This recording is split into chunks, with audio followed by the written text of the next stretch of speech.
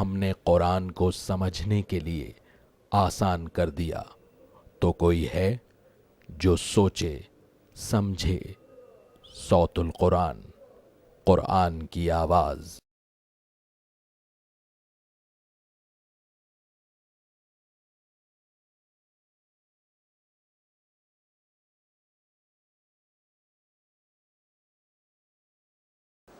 نحمده ونصلي على رسوله الكريم اما بعد فاعوذ بالله من الشيطان الرجيم بسم الله الرحمن الرحيم ما اصاب من مصيبة الا باذن الله ومن يؤمن بالله يهد قلبه والله بكل شيء عليم صدق الله العظيم۔ سورۃ التغابن آیت نمبر 11 سے ہم اپنا مطالعہ شروع کر رہے ہیں۔ اب اس سورہ مبارکہ کے دوسرے رکوع میں اہل ایمان کی کچھ صفات کو اللہ تعالیٰ نے بیان فرمایا۔ پہلے رکوع میں ہم نے ایمانیات کا ذکر پڑھا تھا، جب یہ ایمان دل میں پیدا ہو جائے تو کیا اثرات پیدا ہوتے ہیں ایک بندے میں، اس کو اللہ تعالیٰ نے بیان فرمایا۔ ما اصاب من مصیبت الا باذن اللہ، کوئی مصیبت نہیں آتی مگر اللہ کے حکم سے۔ ومن یؤمن باللہ یہدی قلبہ، اور جو اللہ پر ایمان رکھتا ہے اللہ اس کے دل کو ہدایت عطا فرما دیتا ہے۔ واللہ بکل شیء علیم، اور اللہ ہر شے کا علم رکھنے والا ہے۔ مومن کو معلوم ہے کہ جو کچھ بھی اس دنیا میں ہو رہا ہے اللہ کے حکم سے ہو رہا ہے۔ اگر کوئی مصیبت آ گئی، کوئی پریشانی آ گئی، کوئی آزمائش آ گئی، اس سے معلوم ہے کہ اللہ کے حکم سے ہوا، اسی میں خیر ہوگی۔ اور اس رویے کے ساتھ جب وہ صبر کرتا ہے تو اللہ اس کے دل کو اطمینان عطا فرما دیتا ہے، اس کے لیے ان آزمائشوں کو، آنے والی مشکلات کو برداشت کرنا آسان ہو جاتا ہے۔ رضائے حق پہ راضی رہے، یہ حرف آرزو کیسا، خدا خالق، خدا مالک، خدا کا حکم تو کیسا۔ جب کلی اختیار اللہ کا ہے تو مومن سمجھتا ہے کہ میں اسی پر راضی رہوں تو بہتر ہے، اور اللہ پھر اجر و ثواب بھی بندے کو عطا فرماتا ہے۔ تو ایمان کا پہلا اظہار یہ ہے کہ بندے میں تسلیم و رضا کی کیفیت، اللہ کے فیصلے پر راضی ہونے کی کیفیت پیدا ہو جاتی ہے۔ وَأَطِيعُوا اللَّهَ وَأَطِيعُوا الرَّسُولَ، اور اطاعت کرو اللہ کی اور اطاعت کرو رسول صلی اللہ علیہ وسلم کی۔ فَإِن تَوَلَّيْتُمْ، پھر اگر تم پھر گئے، فَإِنَّمَا عَلَىٰ رَسُولِنَا الْبَلَاغُ الْمُبِينُ، تو بے شک ہمارے رسول کے ذمے واضح طور پر پیغام کا پہنچا دینا ہے۔ اب یہ ایمان کا دوسرا نتیجہ ہے کہ بندے کے اعمال اللہ تعالیٰ کی اطاعت اور اللہ کے رسول صلی اللہ علیہ وسلم کی اطاعت کے مطابق ہو جائیں۔ جو بھی اللہ کا حکم ہو اس کے آگے جھک جائے بندہ، اور ہاں اللہ کی اطاعت اس طریقے پر ہوگی جیسے محمد کریم صلی اللہ علیہ وسلم نے عمل کر کے دکھایا۔ سورۃ النساء آیت نمبر 80 میں اللہ تعالیٰ نے فرمایا من یطع الرسول فقد اطاع اللہ، جس نے رسول صلی اللہ علیہ وسلم کی اطاعت کی اسی نے اللہ کی اطاعت کی۔ پھر اگر تم پھر گئے، اگر اللہ تعالیٰ اور اس کے رسول علیہ الصلوۃ والسلام کی اطاعت سے تم نے منہ پھیر لیا تو رسول صلی اللہ علیہ وسلم کے ذمے تو پیغام کا پہنچا دینا، تم یہ سوچو کہ تم کل کیا جواب دو گے اللہ کے حضور میں۔ تیسری بات آ رہی ہے اللہ لا الہ الا ہو، اللہ اس کے سوا کوئی معبود نہیں۔ وعلی اللہ فلیتوکل المؤمنون، اور ایمان لانے والوں کو چاہیے کہ وہ اللہ ہی پر توکل کریں۔ یہ ایمان کا تیسرا نتیجہ یہاں پر بیان ہو رہا ہے۔ مومن کو معلوم ہے کہ تمام اختیار اللہ کے ہاتھ میں ہے، وہ دنیا کے اسباب کو استعمال کرتا ہے دنیا کے معاملات میں، یہاں کی ضروریات کے لیے، لیکن اس کا بھروسہ اسباب پر نہیں، مسبب الاسباب پر ہوتا ہے۔ تو اہل ایمان چاہیے کہ وہ اللہ تعالیٰ ہی پر توکل کریں۔ چوتھی بات آ رہی ہے اہل ایمان کے حوالے سے کہ گھر کا نقشہ کیا ہونا چاہیے۔ یا ایھا الذین آمنوا، اے وہ لوگوں جو ایمان لائے ہو، ان من ازواجکم واولادکم عدوا لکم فاحذروہم، بے شک تمہاری بیویوں اور اولادوں میں سے کچھ تمہارے دشمن ہیں، ان سے چوکنے رہو۔ اب یہ آیت مبارکہ ذرا ہلا دیتی ہے انسان کو کہ بیویاں دشمن ہو سکتی ہیں، اولاد دشمن ہو سکتی ہے، اس معنی میں ہو سکتے ہیں کہ کہیں ان کی دنیا بنانے کی فکر میں اپنی آخرت کو برباد نہ کر لیں، کہیں ان کی جائز ناجائز ہر قسم کی ضروریات کی تکمیل کے اندر پڑھ کر آخرت کی زندگی کو فراموش نہ کر دینا۔ تو چوکنے رہو ان کی جانب سے کہ ان کی محبت تمہیں کہیں اللہ کی نافرمانی کی طرف نہ لے جائے۔ یہ ہے نقشہ ایک بندہ مومن کے گھر کا کہ وہ چوکنا رہتا ہے گھر میں۔ لیکن اب اللہ کے کلام کی خوبصورتی دیکھیے، یہ لفظ بڑا بھاری آ گیا کہ بعض دشمن ہیں تمہارے، اللہ نے اس کو کمپنسیٹ کیا ہے، اور 3 الفاظ اللہ تعالیٰ نے معافی کے رویے کے لیے استعمال فرمائے۔ وَإِن تَعْفُوا، اور اگر تم معاف کر دو، وَتَصْفَحُوا، اور چشم پوشی کرو، جانے دو، دیکھی اندیکھی کر دو، وَتَغْفِرُوا اور بخش دو فَإِنَّ اللَّهَ غَفُورٌ رَحِيمٌ تو بے شک اللہ تعالیٰ بھی بہت بخشنے والا مسلسل رحم فرمانے والا ہے۔ یہ ہے بیلنس ویو قرآن کا۔ اپنی ذات کے لیے عظیمت ہوگی، کوئی نافرمانی نہیں ہوگی اللہ کی، لیکن دوسروں کے لیے رخصت کا پہلو ہے، جب تک کہ ان کی تربیت کرنا مقصود ہے، نرمی کا مزاج ہو، سختی بھی کی جائے لیکن نرمی کا مزاج، کبھی دیکھا چھوڑ دیا جانے دیا، اور کبھی ہاں کہ ذرا نوٹس بھی لیا، کیونکہ ان کے حوالے سے ذمہ داری ہے۔ سورہ تحریم آیت نمبر 6 کی روشنی میں قُوا أَنفُسَكُمْ وَأَهْلِيكُمْ نَارًا اپنے آپ کو اور اپنے گھر والوں کو جہنم کی آگ سے بچاؤ۔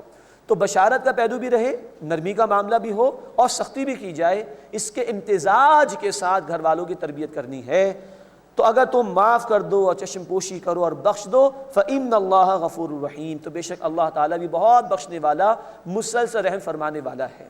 انسان گھر میں تھانے دار نہ بن جائے کہ ڈنڈے کے زور پر ہر بات منوانے کی کوشش کرے، ایسا نہ ہو، معافی تلافی کا رویہ بھی ہو اور چوکنا بھی رہے کہ میں کہیں غلط راستے پر نہ چلے جاؤں ان کی محبت کی وجہ سے۔ پانچویں ایک اور بات بیان ہو رہی ہے کہ مال اور اولاد کے حوالے سے مومن کا رویہ کیا ہونا چاہیے۔ انما اموالکم واولادکم فتنہ بے شک تمہارے مال اور تمہاری اولاد آزمائش ہیں، ان کے ذریعے سے اللہ پرکھنا چاہتا ہے کہ کہیں ان کی محبت میں ڈوب کر اللہ کے تقاضوں کو اور ایمان کے تقاضوں کو فراموش تو نہیں کر دیتے۔ واللہ عندہ اجر عظیم اور اللہ تعالیٰ کے پاس بہت بڑا اجر ہے۔ مومن کو معلوم ہے کہ اس کی دنیا کی زندگی یہ لائبلٹی ہے، یہ ایسٹ نہیں، ایک ایک لمحہ قیمتی ہے، قیامت کے دن جواب دینا ہے، اس مال کے متعلق بھی جواب دینا ہوگا۔ جامع ترمذی کی حدیث میں 5 سوالات کا ذکر ہے قیامت کے حوالے سے، مال کہاں سے کمایا، کہاں خرچ کیا، اس اولاد کے حوالے سے بھی جواب دینا ہوگا۔ بخاری شریف کی حدیث ہے کہ تم میں سے ہر ایک نگہبان ہے، اس کی نگرانی میں جو لوگ بھی ہوں گے ان کے متعلق اس سے سوال کیا جائے گا۔ تو فرمایا کہ بے شک تمہارے مال اور تمہاری اولادیں آزمائش کا ذریعہ ہیں۔ ہاں، مال جائز طریقے پہ کماؤ، ثواب کا باعث ہے، مال کو اللہ کے راستے میں خرچ کرو، بندوں کے حقوق پر خرچ کرو، اجر و ثواب کا ذریعہ ہے۔ یہی مال صدقہ جاریہ بھی بن سکتا ہے، یہ اولاد اگر دین کے اعتبار سے اس کی تربیت کرو صدقہ جاریہ بن جائے گی تمہارے لیے۔ تو نقطہ نظر کی بات ہے، تو مومن اس دنیا کو لائبلٹی سمجھتا ہے، اس زندگی کو لائبلٹی سمجھتا ہے، وہ اللہ کے احکامات کے مطابق ہی مال اور اولاد کو استعمال کرتا ہے اور ان سے تعلق استوار کرتا ہے۔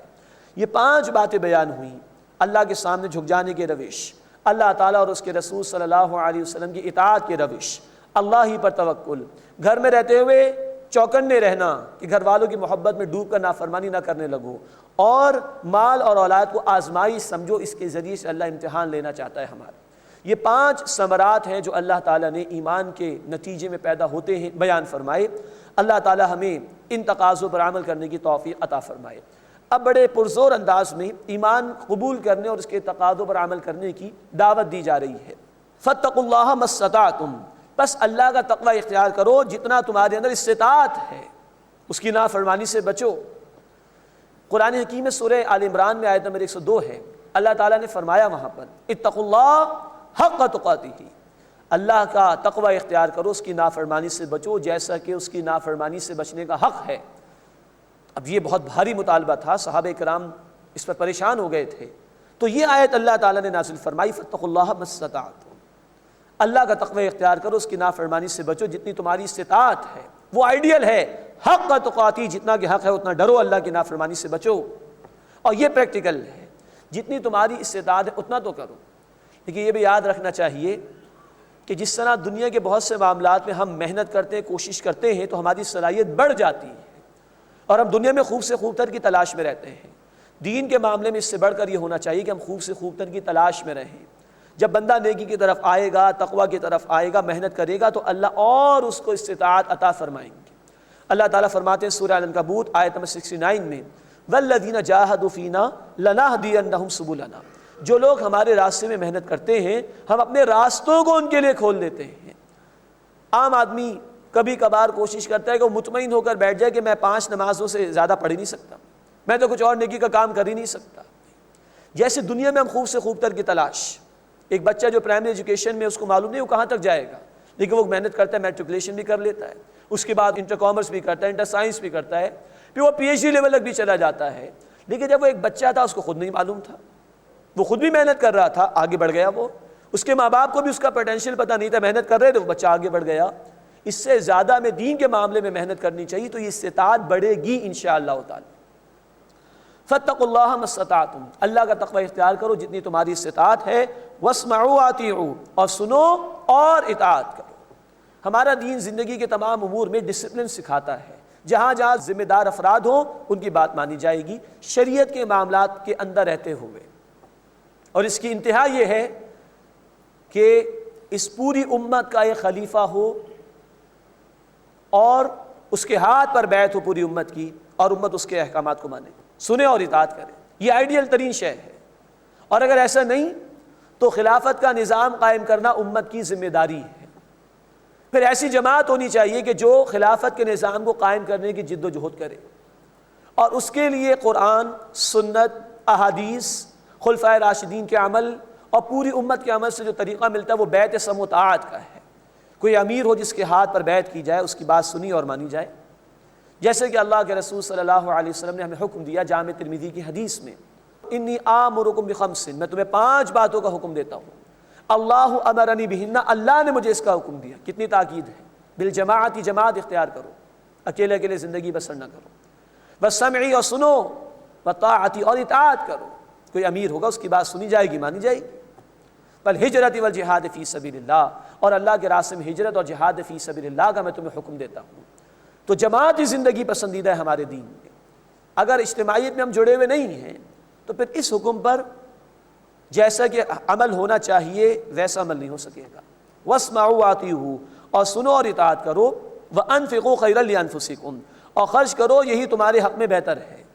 خرچ سے مراد صرف مال کا خرچ نہیں، ہم پڑھ چکے سورۃ الحدید آیت نمبر 7 میں، جس شے میں اللہ تعالیٰ نے تمہیں اختیار دیا اس شے کو لگاؤ، کھپاؤ اللہ کی اطاعت کے لیے اور اللہ کے دین کے لیے، چاہے مال ہو، چاہے جان ہو، چاہے وقت ہو، چاہے صلاحیت ہو، چاہے اولاد ہو، ان سب کو لگاؤ اللہ کی اطاعت میں اور اللہ کے دین کے لیے۔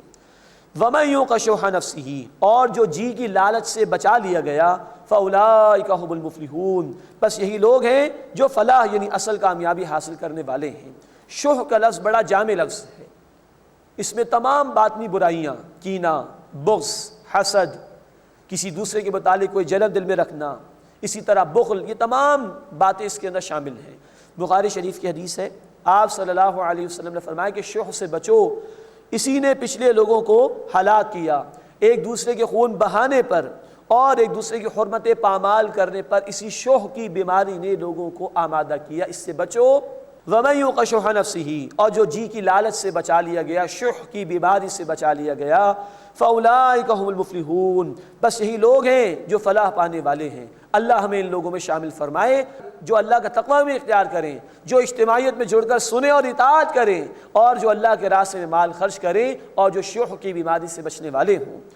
ان تقرضوا اللہ قرضا حسنا، اگر تم اللہ کو قرض حسن دو گے، یعنی اس کے دین کے لیے مال خرچ کرو گے، یضاعف لکم، تو اللہ اسے تمہارے لیے بڑھا دے گا، ویغفر لکم، اور اللہ تمہیں بخش دے گا۔ یہ وعدہ اللہ کا۔ اب ہم سوچیں کہ ہمیں اس پر کتنا یقین ہے، اور دنیا میں ہم انویسٹمنٹ کرتے ہیں، کوئی کاروبار کرتے ہیں، اس پہ کتنا یقین ہے، کاروبار کے لیے کتنی محنت ہو رہی ہے دنیا میں، اور اللہ کے راستے میں خرچ کرنے کے لیے کتنی محنت ہو رہی ہے کہ جس کا جو ریٹرن ہے وہ گارنٹیڈ بائی اللہ سبحانہ و تعالیٰ ہے۔ اللہ نے اس کی گارنٹی دی ہے کہ بڑھا دے گا اللہ تمہارے لیے اسے، وَيَغْفِرْ لَكُمْ، اور اللہ تمہیں بخش دے گا۔ اللہ ہمیں اپنے راستے میں خرچ کرنے کی توفیق عطا فرمائے۔ بخاری شریف کی حدیث ہے، اللہ کے رسول صلی اللہ علیہ وسلم نے فرمایا، ہر دن میں 2 فرشتے نازل ہوتے ہیں، یعنی روزانہ۔ ایک دعا کرتا ہے کہ اللہ خرچ کرنے والے کو اور عطا فرما، وعدہ اللہ کا دنیا میں بھی ملے گا، اور دوسرا کہتا ہے کہ اللہ بخل کرنے والے کو، کنجوسی کرنے والے کو برباد کر دے، ہلاک کر دے۔ روزانہ یہ 2 فرشتے نازل ہوتے ہیں۔ وَيَغْفِرْ لَكُمْ، اور اللہ تمہیں بخش دے گا۔ وَاللَّهُ شَكُورٌ حَلِيمٌ، اور اللہ بہت قدردانی فرمانے والا، حلم والا ہے، بردبار ہے۔ تھوڑا عمل بھی کرتے ہو تو اللہ قبول فرماتا ہے، قدردانی فرماتا ہے۔ بے عملی کرتے ہو فوراً نہیں پکڑتا، تحمل والا ہے، معاف کرتا ہے۔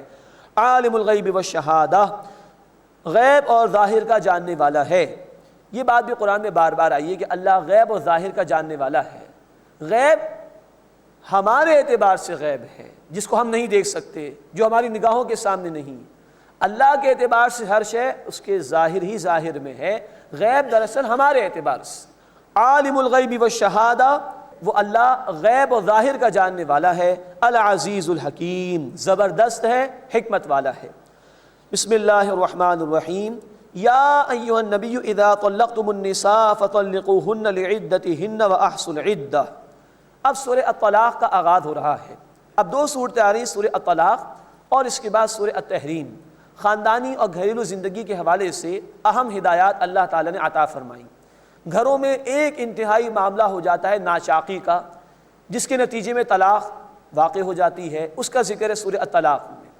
اور گھروں میں بعض اوقات شوہر اور بیوی کے درمیان محبت اور موافقت اتنی زیادہ بڑھ جاتی ہے کہ وہ مناسب نہیں ہوتی، بسا اوقات اللہ کی نافرمانی ہو جاتی، اس کے حوالے سے گفتگو آئے گی انشاءاللہ سورہ التحریم میں۔ سورہ طلاق کے پہلے رکوع میں انشاءاللہ ہم دیکھیں گے کہ طلاق کے حوالے سے کچھ مسائل اللہ تعالیٰ نے یہاں بیان فرمائے ہیں۔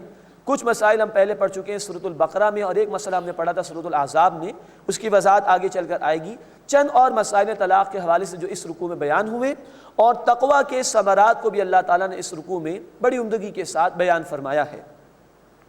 یا ایھا النبی، اے نبی صلی اللہ علیہ وسلم، اذا طلقتم النساء، جب تم لوگ اپنی بیویوں کو طلاق دینے لگو۔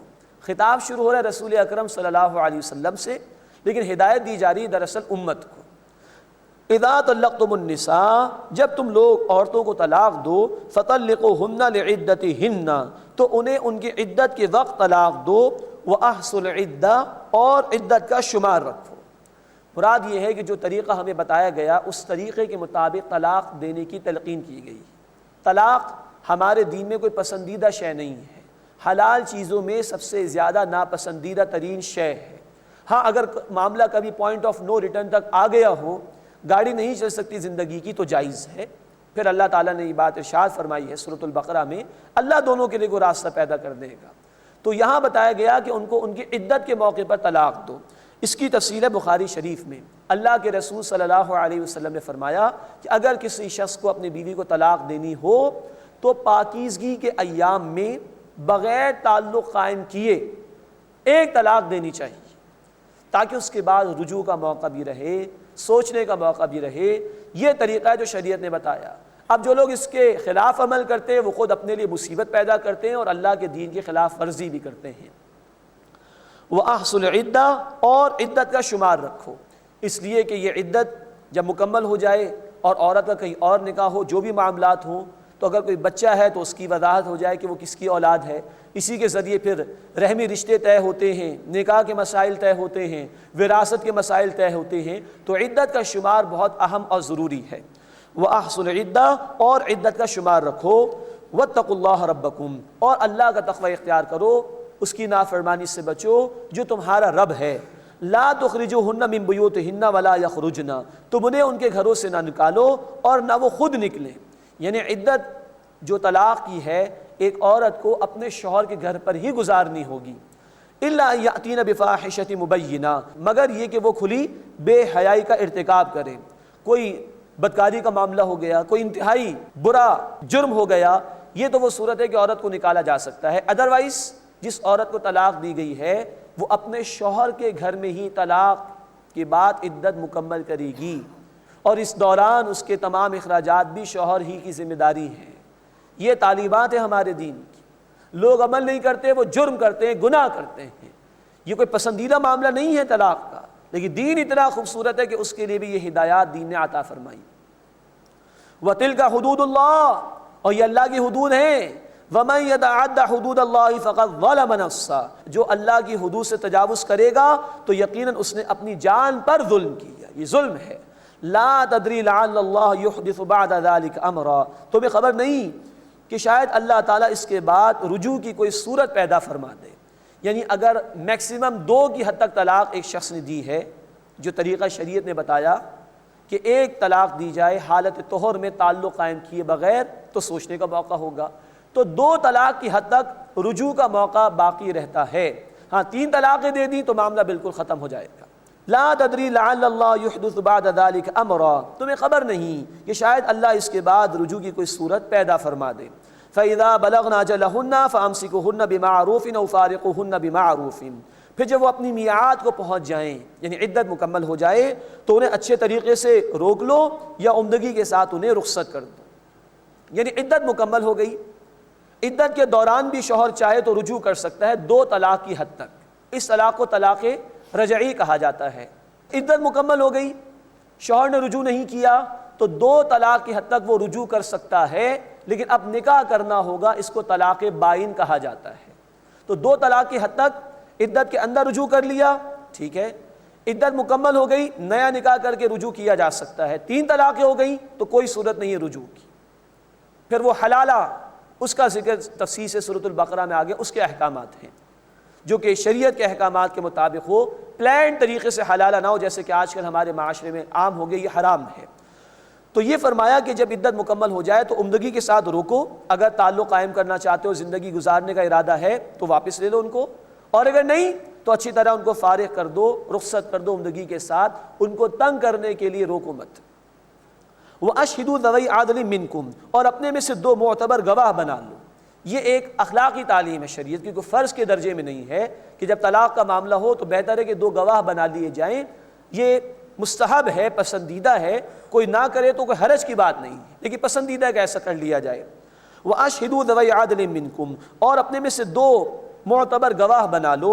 وَأَقِيمُوا الشَّهَادَةَ لِلَّهِ، اور تم اللہ کے لیے گواہی دو۔ ذَلِكُمْ يُوعَظُ بِهِ مَنْ كَانَ يُؤْمِنُ بِاللَّهِ وَالْيَوْمِ الْآخِرِ، یہ نصیحت کی جاتی ہے اسے جو اللہ تعالیٰ اور آخرت کے دن پر ایمان رکھتا ہو۔ جن کے دلوں میں ایمان ہے وہ اس پر عمل کریں گے، اور جو عمل نہیں کر رہے گویا کہ ان کے دلوں میں ایمان موجود نہیں ہے۔ یہ ہے احکامات اللہ تعالیٰ کے، یہ کوئی پسندیدہ معاملہ نہیں ہے طلاق کا، لیکن دین نے اس کے اعتبار سے بھی یہ تعلیمات ہمیں عطا فرمائی۔ اس کے بعد بڑی خوبصورت آیات آ رہی ہیں تقویٰ کے نتائج کے اعتبار سے۔ تقویٰ نام ہے اپنے آپ کو اللہ کی نافرمانی سے بچانے کا، اور یہ وہ شے ہے کہ جس کے اثرات اللہ تعالیٰ بیان فرما رہے ہیں۔ وَمَن يَتَّقِ اللَّهَ، اور جو اللہ کا تقوی اختیار کرتا ہے، اس کی نافرمانی سے بچتا ہے، يَجْعَلْ لَهُ مَخْرَجًا، اللہ اس کے لیے مشکلات سے نکلنے کا راستہ پیدا فرما دیتا ہے۔ خاندانی معاملات میں بھی تقوی بہت ضروری ہے۔ نکاح کے موقع پر نبی صلی اللہ علیہ وسلم جو 4 آیات تلاوت کرتے تھے اس میں 4 مرتبہ تقوی کا ذکر آیا۔ سورہ آل عمران آیت نمبر 102، سورۃ النساء آیت نمبر 1، اور سورۃ الاحزاب آیت نمبر 70 اور 71، 4 مرتبہ تقوی کا ذکر آیا۔ تو خطبہ نکاح کے موقع پر یہ آیات تلاوت کر کے گویا آپ نئے جوڑے کو خاندان کے لیے ہدایت دیا کرتے تھے تقوی کے لیے۔ تو تقوی اگر ہو تو زندگی کی گاڑی صحیح طرح چلتی رہے گی۔ یہاں تقوی کے اثرات میں سے پہلا ایک نتیجہ بیان کیا گیا کہ وَمَن يَتَّقِ اللَّهَ يَجْعَلْ لَهُ مَخْرَجًا، اور جو اللہ کا تقوی اختیار کرتا ہے، اللہ کی نافرمانی سے بچتا ہے، اللہ تعالیٰ اس کے لیے مشکلات سے نکلنے کا راستہ پیدا فرما دیتا ہے۔ کون آدمی مشکلات میں گھرا ہوا نہیں ہے؟ ہم دنیا کے اسباب استعمال کر لیتے ہیں، رب کو بھول جاتے ہیں۔ وہ رب کہہ رہے میری نافرمانی سے باز آ جاؤ، میں تمہیں مشکلات سے نکال دوں گا۔ اور وَيَرْزُقُ مِنْ حَيْثُ لَا يَحْتَسِبُ، اللہ وہاں سے اس کو رزق عطا فرماتا ہے کہ جہاں اسے گمان بھی نہیں ہوتا ہے۔ یہ بھی ہم سب کا ایشو ہے آج، میجورٹی کا، بے روزگاری ہے، رزق کا مسئلہ ہے۔ اللہ کہہ رہے میرا تقوی اختیار کرو، وہاں سے رزق عطا فرماؤں گا جہاں تمہارا گمان بھی نہیں جائے گا۔ ہمیں اخبارات میں آنے والی جابس کے ایڈورٹیزمنٹ پر کتنا یقین ہے کہ اس کا آنسر اگر مجھے مل جائے، رپلائی اگر آ جائے تو میری جاب ہو جائے گی؟ کتنا یقین ہے اللہ کے اس کلام پر کہ اللہ فرما رہا ہے کہ اگر میرا تقوی اختیار کرو تو میں تمہیں وہاں سے رزق عطا فرماؤں گا جہاں سے تمہارا گمان بھی نہیں ہوگا۔ یہی تو ہمارے ایشوز ہیں آج، مشکلات، رزق کا مسئلہ۔ اللہ کہہ رہے کہ میرے تقوی کی طرف آؤ، میری نافرمانی سے بچو، یہ مسائل میں حل کر دوں گا۔ اللہ ہمیں اس کا یقین عطا فرمائے اور عمل کی توفیق عطا فرمائے۔ وَمَن يَتَوَكَّلْ عَلَى اللَّهِ فَهُوَ حَسْبُهُ، اور جو اللہ پر بھروسہ کرتا ہے تو اللہ اس کے لیے کافی ہو جاتا ہے۔ آج دنیا ہمارے لیے ناکافی، ہماری سیلری، ہماری انکم ہمارے لیے بظاہر ناکافی ہے، اللہ کافی ہے ہمارے لیے۔ فرمایا کہ وَمَن يَتَوَكَّلْ عَلَى اللَّهِ فَهُوَ حَسْبُهُ، جو اللہ پر توکل کرتا ہے، بھروسہ کرتا ہے، اللہ اس کے لیے کافی ہو جاتا ہے۔ ان اللہ بالغ امرہ، بے شک اللہ تعالیٰ اپنا کام پورا فرمانے والا ہے۔ قد جعل اللہ لکل شیء قدرا، بے شک اللہ تعالیٰ نے ہر بات کے لیے اندازہ مقرر فرمایا ہے، ہر کام اس کے ہاں ایک پلاننگ کے تحت ہوتا ہے۔ اب طلاق کے حوالے سے عدت کے ضمن میں 2 باتیں بیان ہو رہی ہیں۔ وَاللَّائِ يَئِسْنَ مِنَ الْمَحِيضِ مِن نِّسَائِكُمْ إِنِ ارْتَبْتُمْ فَعِدَّتُهُنَّ 3 أشهر، اور جو عورتیں بڑھاپے کی وجہ سے حیض سے نا امید ہو گئی ہوں تمہاری بیویوں میں سے، تو اگر تمہیں شبہ ہو تو ان کی عدت 3 مہینے ہے، واللائے لم یحضن، اور وہ بھی کہ جنہیں حیض نہیں آیا۔ اب ایک مسئلہ ہم نے پڑھا تھا سورۃ البقرہ آیت نمبر 228 میں کہ وہ عورتیں جن کو عام طور پر حیض آیا کرتا ہے، اگر ان کو طلاق ہو جائے تو ان کی عدت 3 طہر یا 3 قمری مہینے ہیں۔ یہاں بتایا جا رہا ہے ان عورتوں کے حوالے سے کہ جو عورتیں بوڑھی ہو چکی ہیں یا وہ عورتیں جن کو کسی وجہ سے حیض نہیں آیا ہے، ان کے لیے 3 مہینے مقرر کر دیے گئے، 3 قمری مہینے ہیں جو ان کی عدت ہوگی۔ وَأُولَاتُ الْأَحْمَالِ أَجَلُهُنَّ أَن يَضَعْنَ حَمْلَهُنَّ، اور جو حمل والی عورتیں ہیں ان کی عدت ان کے وضع حمل تک ہے، یعنی بچے کی جب ولادت ہو جائے گی تو ان کی عدت مکمل ہو جائے گی۔ ایک مسئلہ ہم نے اور پڑھا تھا سورہ احزاب آیت نمبر 49 میں کہ نکاح ہو گیا اور رخصتی نہیں ہوئی اور طلاق ہو گئی تو اس صورت میں کوئی عدت نہیں ہے۔ تو ان 3 مقامات پر یہ عدت کے مسائل کو اللہ تعالیٰ نے قرآن میں بیان فرمایا۔ تو یہاں 3 مہینے مقرر کیے گئے ان عورتوں کے لیے جن کو حیض نہیں آتا، یا وہ عورت کے جو حاملہ ہو جب بچے کی ولادت ہو جائے گی تو اس کی عدت ختم ہو جائے گی۔ وَمَن يَتَّقِ اللَّهَ يَجْعَل لَّهُ مِنْ أَمْرِهِ يُسْرًا، اور جو اللہ کا تقوی اختیار کرے گا تو اللہ اس کے کام میں اس کے لیے آسانی پیدا فرما دے گا۔ ایک اور بات آ گئی، ہم سب مشکلات کے اندر ہیں کہیں نہ کہیں کسی نہ کسی اعتبار سے، فرمایا جو اللہ کا تقوی اختیار کرے گا اللہ تعالیٰ اس کے کام میں اس کے لیے آسانی پیدا فرما دے گا۔ ذَلِكَ أَمْرُ اللَّهِ أَنزَلَهُ إِلَيْكُمْ، یہ اللہ کا حکم ہے، اس نے تمہاری طرف نازل فرمایا ہے۔ وَمَن يَتَّقِ اللَّهَ، اور جو اللہ کا تقوی اختیار کرے گا، يُكَفِّرْ عَنْهُ سَيِّئَاتِهِ، اللہ اس سے اس کی برائیوں کو دور فرما دے گا، وَيُعْظِمْ لَهُ أَجْرًا، اور اس کو اللہ شاندار بدلہ عطا فرمائے گا۔ اب یہ بھی ہم سب کا ایشو ہے، ہم سب چاہتے ہیں کہ ہمارے گناہ معاف ہو جائیں، ہم سب چاہتے ہیں کہ اللہ آخرت میں عظیم اجر عطا فرمائے، فرمائے تقوی اختیار کرو۔ تو آیت نمبر 2، پھر آیت نمبر 3 کے آغاز میں، پھر آیت نمبر 4 کے اختتام پر اور آیت نمبر 5 کے اختتام پر تقوی کے ثمرات اللہ نے بیان فرمائے۔ اللہ ہمیں اپنے متقین بندوں میں شامل فرمائے۔ اسکنوہن من حیث سکنتم من وجدکم، تم جہاں رہتے ہو انہیں اپنی استطاعت کے مطابق وہاں رکھو، یعنی عدت کے دوران یہ بیوی شوہر کے گھر پر ہی رہے گی اور اس کے اخراجات عدت کے دوران جو ہیں وہ شوہر ہی کے ذمے ہیں۔ وَلَا تُضَارُّوهُنَّ لِتُضَيِّقُوا عَلَيْهِنَّ، اور تم انہیں تنگ کرنے کے لیے نقصان نہ پہنچاؤ، یعنی اس روکنے کے دوران کوئی تکلیف نہ پہنچاؤ، یا اس لیے اجازت نہ دو اپنے گھروں کے اندر روکنے کے لیے، ان کو عدت گزارنے کے لیے کہ آپ ان کو پریشان کرو گے۔ وَإِن كُنَّ أُولَاتِ حَمْلٍ فَأَنفِقُوا عَلَيْهِنَّ حَتَّى يَضَعْنَ حَمْلَهُنَّ، اور اگر وہ حمل سے ہوں تو ان پر خرچ کرو یہاں تک کہ وضع حمل ہو جائے، بچے کی ولادت ہو جائے، تو عدت بھی مکمل ہو جائے گی، لیکن اس دوران اخراجات تمہیں یعنی شوہروں کو ادا کرنے ہوں گے۔ فَإِنْ أَرْضَعْنَ لَكُمْ فَآتُوهُنَّ أُجُورَهُنَّ، پھر وہ تمہاری خاطر اگر دودھ پلائیں اس پیدا ہونے والے بچے کو تو انہیں ان کی اجرت دو۔ یہ اہمیت ہے ہمارے دین میں ایک بچے کے لیے اس کی ماں کے دودھ کی۔ کس کے لیے کہا جا رہا ہے کہ اس عورت کو تمہیں طلاق تو دے دی ہے، اب اگر دودھ پلانے کا معاملہ ہے تو اس عورت کو اجرت دو، اس لیے کہ اگر کسی اور سے بھی پلانا ہوگا تو اجرت تو دینی ہوگی۔ اگر جس بیوی کے ذریعے بچے کی ولادت ہوئی اسی سے دودھ پلانا چاہ رہے ہو تو اس کو اجرت دو۔ وَأْتَمِرُوا بَيْنَكُمْ بِمَعْرُوفٍ، اور تم آپس میں معقول طریقے سے مشورہ کر لو، جو بھی اجرت وغیرہ طے کرنی ہے معقول طریقے سے کرو۔ وَإِن تَعَاسَرْتُمْ فَسَتُرْضِعُ لَهُ أُخْرَىٰ، اور اگر تم باہم نا اتفاقی کرو تو اسے کوئی اور عورت دودھ پلائے، پلاؤ ضرور دودھ۔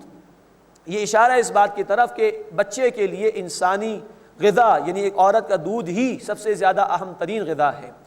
لِيُنْفِقْ ذُو سَعَةٍ مِّن سَعَتِهِ، چاہیے کہ وسعت والا اپنی وسعت کے مطابق خرچ کرے۔ وَمَنْ قُدِرَ عَلَيْهِ رِزْقُهُ، اور جس پر اس کا رزق نپا تلا کر دیا گیا ہو، کم دیا گیا ہو، فَلْيُنْفِقْ مِمَّا آتَاهُ اللَّهُ، تو اللہ نے جو اسے عطا فرمایا ہے اس میں سے اسے خرچ کرنا چاہیے۔ لا یکلف اللہ نفسا الا ما آتاها، اللہ کسی کو مکلف نہیں ٹھہراتا، ذمہ دار نہیں ٹھہراتا مگر اتنا جتنا اللہ نے اسے عطا فرمایا ہے۔ تو جس کی جو حیثیت ہے وہ خرچ کرے، اور اس عورت کو جس کو طلاق دے دی ہے اس کو اس کے اخراجات ادا کرے۔ سیجعل اللہ بعد عسر یسرا، اللہ جلد مشکل کے بعد آسانی پیدا فرما دے گا۔ یہ اس کے احکامات عمل کرو، اللہ تمہارے لیے آسانی پیدا فرما دے گا۔ اب اس سورہ مبارکہ کے دوسرے رکوع میں اللہ اور اس کے رسول صلی اللہ علیہ وسلم کے احکامات کی خلاف ورزی کرنے والوں کا انجام بیان کیا گیا ہے۔ تو گویا جو احکامات آئے ان کو سیریسلی لیا جائے، ورنہ نافرمانوں کا انجام آگے بیان ہو رہا ہے، اس سے عبرت حاصل کی جائے۔ وَكَأَيٍّ مِّن قَرْيَةٍ عَتَتْ عَنْ أَمْرِ رَبِّهَا وَرُسُلِهِ، اور کئی بستیاں ہیں جنہوں نے اپنے رب کے حکم سے اور اس کے رسولوں سے سرکشی کی، یعنی نافرمانی کی۔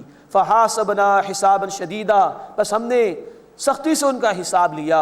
وَعَذَّبْنَاهَا عَذَابًا نُكْرًا، اور ہم نے انہیں برا عذاب دیا۔ فَذَاقَتْ وَبَالَ أَمْرِهَا، بس انہوں نے اپنے کام کا وبال چکھ لیا۔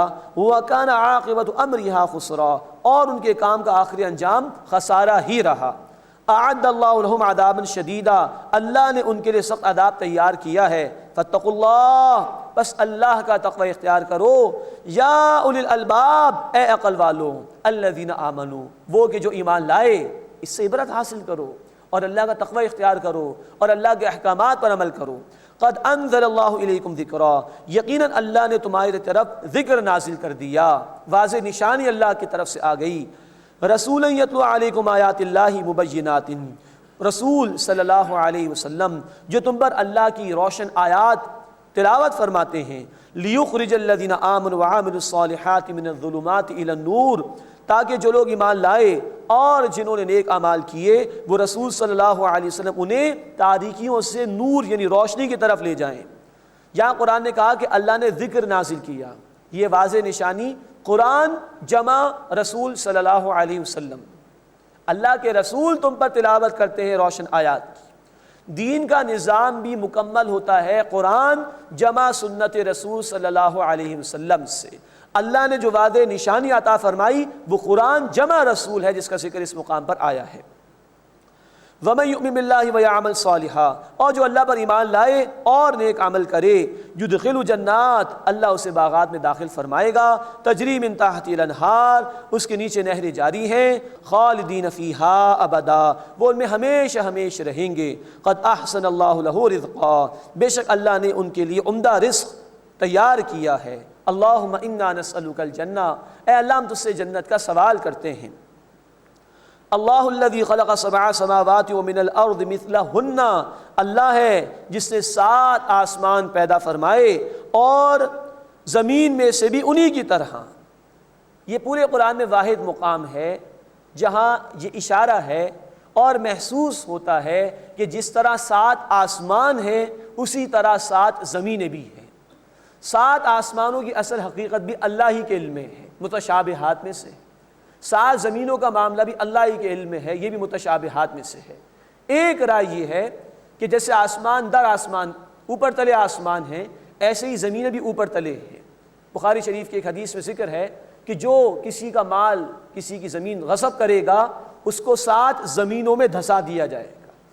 تو ایک رائے یہ کہ اوپر تلے زمینوں کا معاملہ بھی ہے جیسے کہ آسمان، واللہ عالم۔ اور ایک رائے یہ ہے کہ اس زمین کے علاوہ بھی کچھ سیارے ایسے ہیں کہ جہاں اس زمین کی طرح نیچرل پیرامیٹرز موجود ہیں، جہاں زندگی کے آثار موجود ہیں، واللہ عالم۔ لیکن یہ واحد مقام ہے جہاں کہا گیا کہ 7 آسمانوں کی طرح 7 زمینیں بھی ہیں۔ یتنزل الامر بینہن، ان سب کے درمیان اللہ کا حکم نازل ہوتا ہے، لتعلموا، تاکہ تم جان لو، ان اللہ علی کل شیء قدیر، کہ بے شک اللہ ہر شے پر قدرت رکھتا ہے، وان اللہ قد احاط بکل شیء علما، اور یہ کہ اللہ تعالیٰ نے ہر شے کا علم سے احاطہ کیا ہوا ہے، کوئی بھی شے اللہ کے علم سے باہر نہیں ہے۔ بسم اللہ الرحمن الرحیم۔ یا ایھا النبی لما تحرم ما احل اللہ لک تبتغی مرضات ازواجک واللہ غفور رحیم۔ اب سورہ تحریم کا آغاز ہو رہا ہے۔ اس میں اس خاندانی زندگی کے لیے بڑی اہم ہدایات اللہ نے عطا فرمائی ہیں۔ شوہر اور بیوی کے درمیان کیا رویہ ہو اس کا ذکر بھی ہے، اور اولاد کے حوالے سے والدین کا کیا رویہ ہو اس کی بھی تذکیر کی گئی ہے۔ سورہ طلاق میں ہم نے دیکھا تھا کہ گھریلو زندگی میں معاملات کی ایک انتہا ناچاقی اور اس کے نتیجے میں طلاق، اس کا ذکر تھا۔ یہاں اس بات کی طرف اشارہ ہے کہ بعض اوقات گھر میں شوہر اور بیوی کے درمیان محبت اور موافقت میں اتنی انتہا آ جاتی ہے کہ امکان پیدا ہو جاتا ہے کہ کہیں اللہ کی نافرمانی نہ ہو جائے، اس کے حوالے سے متنبہ کیا گیا ہے۔ اس سورہ مبارکہ کے آغاز میں جو آیت ہے اس کے حوالے سے مفسرین نے چند واقعات نقل کیے ہیں۔ مثلا بخاری شریف میں ایک واقعہ ہے کہ نبی صلی اللہ علیہ وسلم حضرت زینب رضی اللہ تعالی عنہا کے ہاں جاتے تھے اور شہد استعمال کرتے تھے۔ حضرت حفصہ رضی اللہ تعالی عنہا اور حضرت عائشہ رضی اللہ تعالی عنہ نے محسوس کیا کہ آپ صلی اللہ علیہ وسلم ان کے کچھ زیادہ وقت لگاتے ہیں، تو ان دونوں نے طے کیا کہ جب آپ صلی اللہ علیہ وسلم ہمارے پاس آئیں گے، ہم میں سے کسی ایک کے پاس بھی، تو ہم کہیں گے کہ آپ کے منہ سے تو مغافیر کی بو آتی ہے۔ یہ ایک پھول تھا جس میں سے کچھ بدبو سی آیا کرتی تھی۔ مقصد یہ تھا کہ آپ یہ شہد استعمال کرنا چھوڑ دیں اور ہماری طرف بھی آپ کی توجہ بڑھ جائے۔ ایسا ہوا اور اللہ کے رسول صلی اللہ علیہ وسلم نے کہا کہ ٹھیک ہے، میں یہ شہد استعمال نہیں کروں گا۔ تو اپنی ذات کے لیے آپ صلی اللہ علیہ وسلم نے اس کے استعمال کو ترک کر دیا۔ اس کے حوالے سے اللہ تعالیٰ نے کچھ تنبیہ فرمائی ہے، اس لیے کہ آپ صلی اللہ علیہ وسلم پوری امت کے لیے اسوہ ہیں۔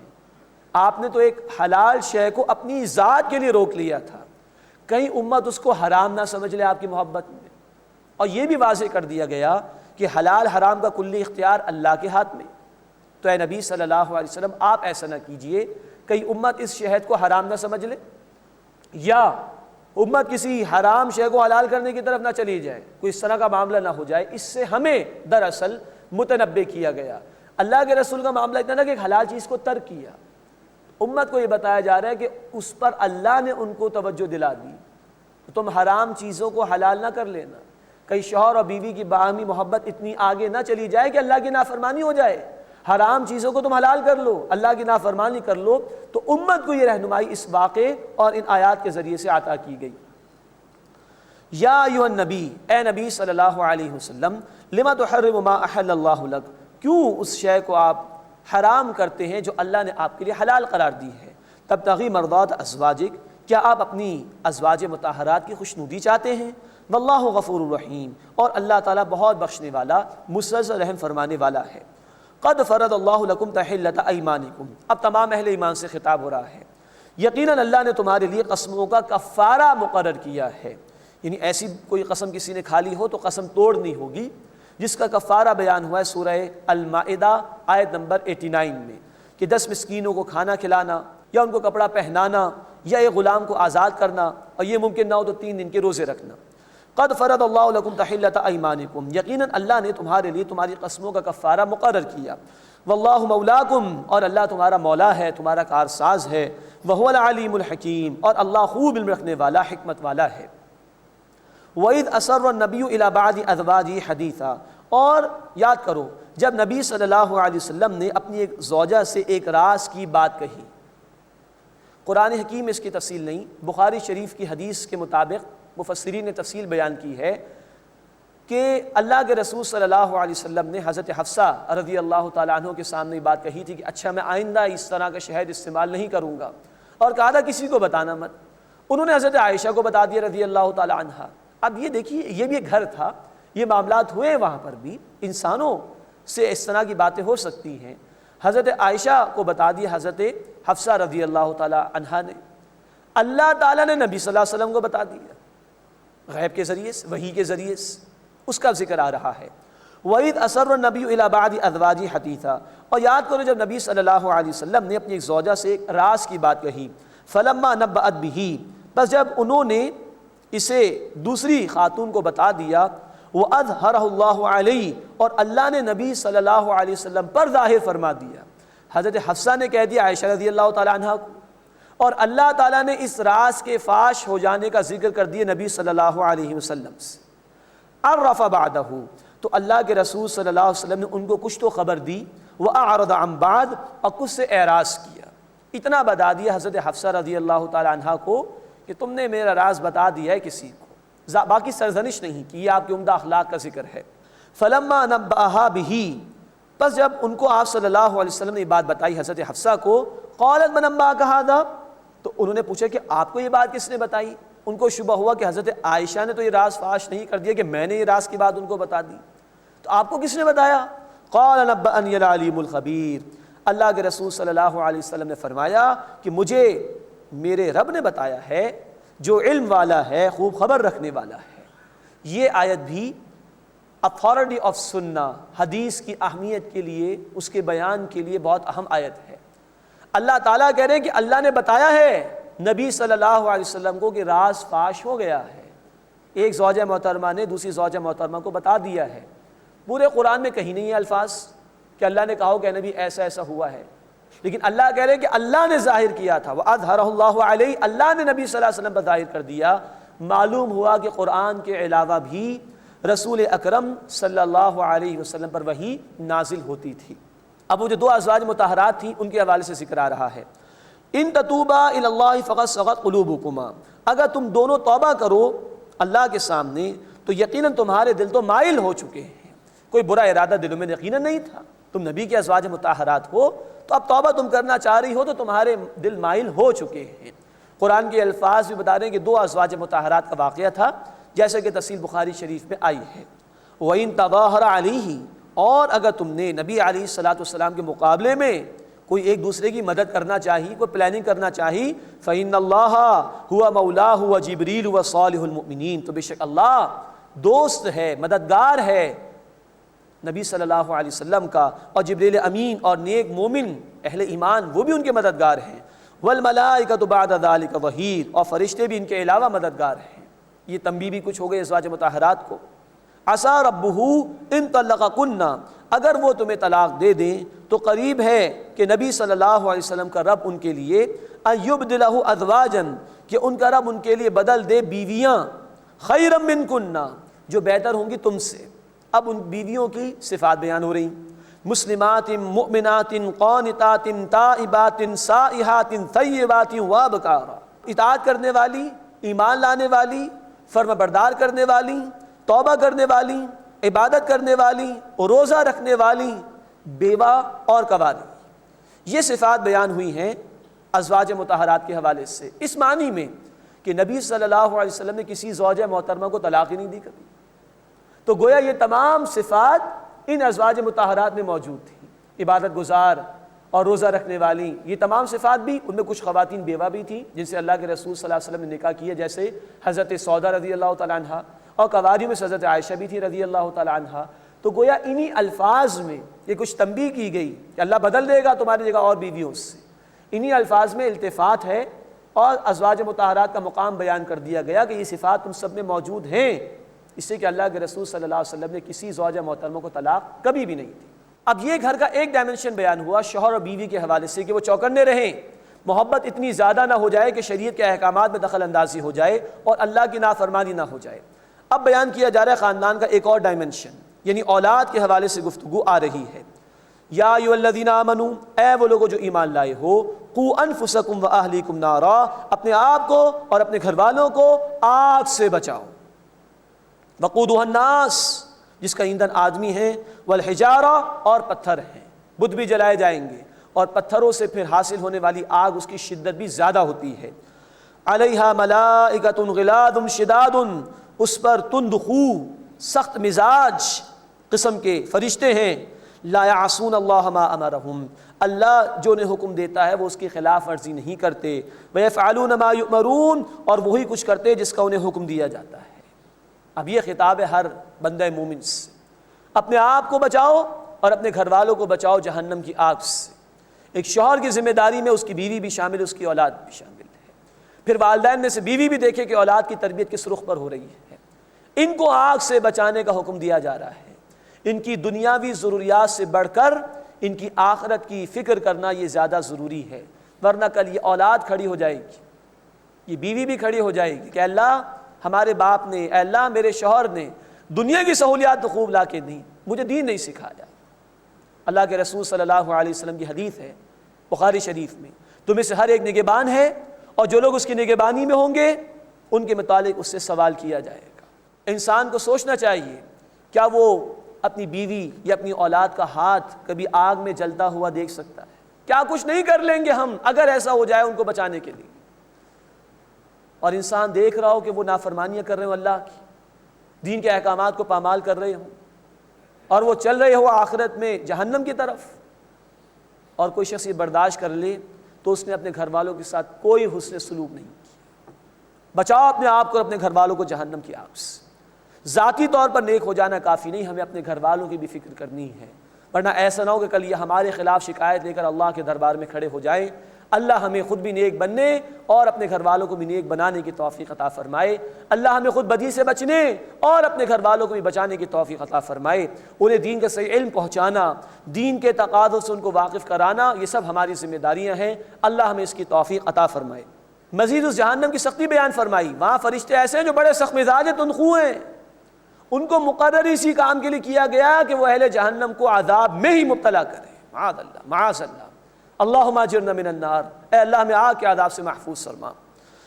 یا ایھا الذین کفروا، اے وہ لوگوں جنہوں نے کفر کیا، لا تعتذروا اليوم، آج معذرت پیش نہ کرو، بہانے نہ بناؤ، انما تجزون ما کنتم تعملون، تمہیں آج اسی کا بدلہ دیا جائے گا جو کچھ تم اعمال کیا کرتے تھے۔